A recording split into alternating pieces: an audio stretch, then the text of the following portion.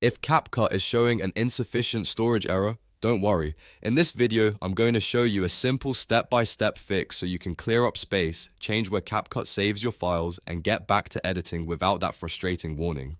This is especially helpful if your computer has limited storage, your drive is nearly full, or CapCut is filling up your main drive with project files and cache. If this tutorial helps you out, make sure to hit the like button and subscribe for more easy tech fixes just like this. Alright, let's jump right in. First, open CapCut on your computer and go into the settings menu. Once you're inside settings, look for the cache size option. CapCut stores temporary files there, and over time, those files can take up a lot of space. Click on cache size, then choose the option to clear it.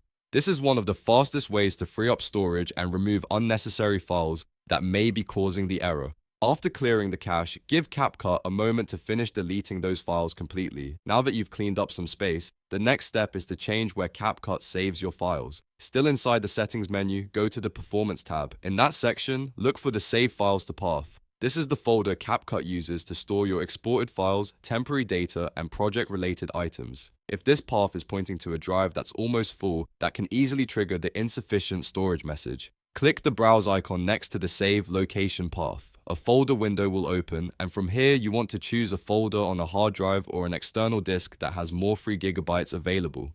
Pick a location with plenty of room so CapCut has enough space to work properly. Once you select the new folder, confirm the change and make sure the new save path is saved in CapCut settings. This simple adjustment can make a big difference, especially if your main system drive is running low on storage. After that, close and reopen CapCut if needed so the new settings take full effect. Then try your project again and see if the insufficient storage problem is gone. In many cases, clearing the cache and moving the save location is all it takes to fix the issue. If you still have trouble after that, you may want to free up even more space on your computer or check whether your external drive is connected properly.